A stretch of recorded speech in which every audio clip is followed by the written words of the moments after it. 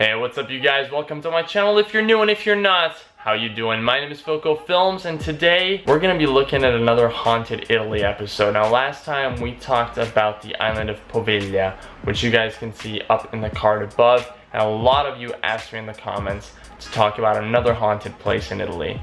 Now when I was talking about the island of Poveglia, I didn't think that Italy could get any more haunted than that, but I was completely wrong. This place that we're talking about today has so much history and so much stuff that has gone through it that you wouldn't even imagine. And so honestly, I urge you to stay tuned to this video because the stuff that you're about to hear, you cannot even fathom right now. I gotta put my glasses on for this one because this one's gonna be serious.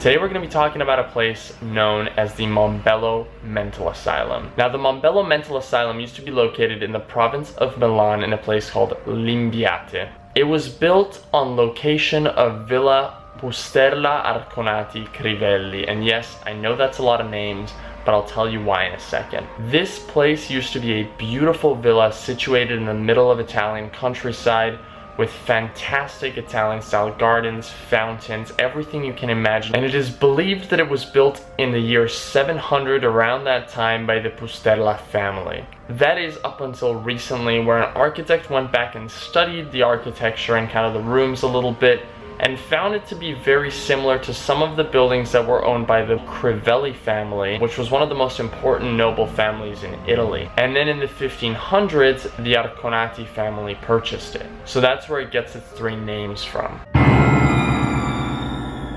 The building that we see standing today was actually completed in 1754 by Francesco Croce, who is one of Italy's and Milan's most famous architects. That's where the Baroque style of the current villa comes from. The villa was made so beautiful that shortly after it was built to its full potential, King Ferdinand of two Sicilies decided that he fell in love with the place, and he stayed there for two of his vacations in 1786. And not long after that, in 1797, Napoleon himself made the villa his headquarters. Napoleon, that guy, Napoleon himself lived in this villa that we're about to talk about as a mental asylum. A king of two Sicilies, and Napoleon Bonaparte. Oh, Napoleon thought the location was so beautiful that both of his sisters got married in the chapel that they had on location.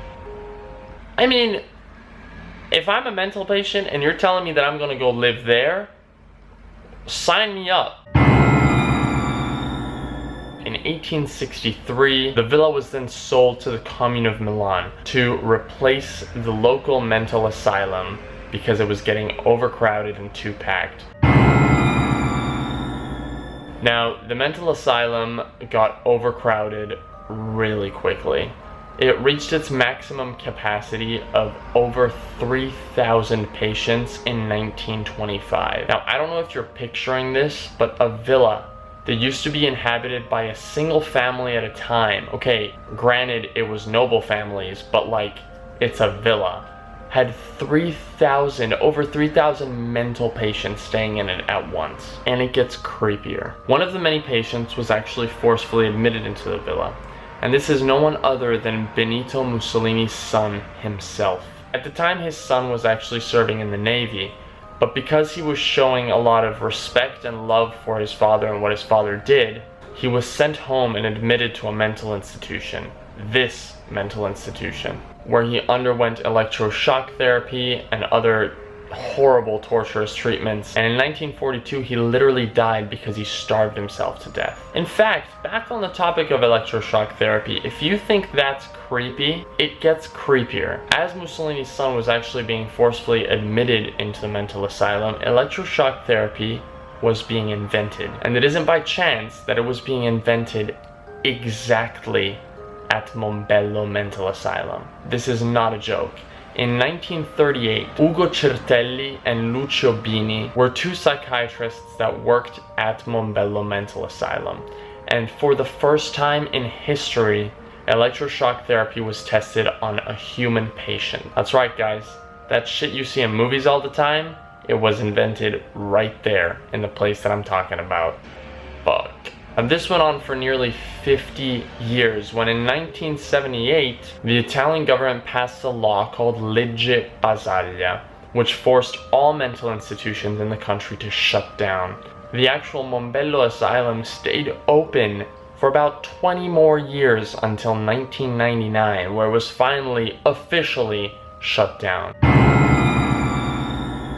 Today the structure still stands but is off limits to visitors, to tourists, to anyone that wants to go and see it, although this isn't very well respected.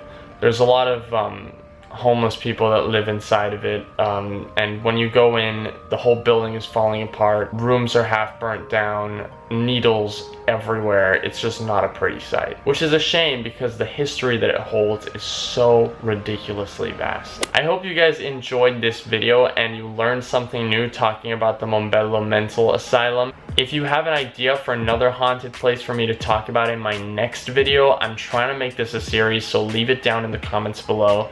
I check out all of them and I pick my favorite, so do feel free to leave a comment. Drop a like if you've enjoyed the video, and definitely hit that subscribe button to see more of me. I post a new video every week.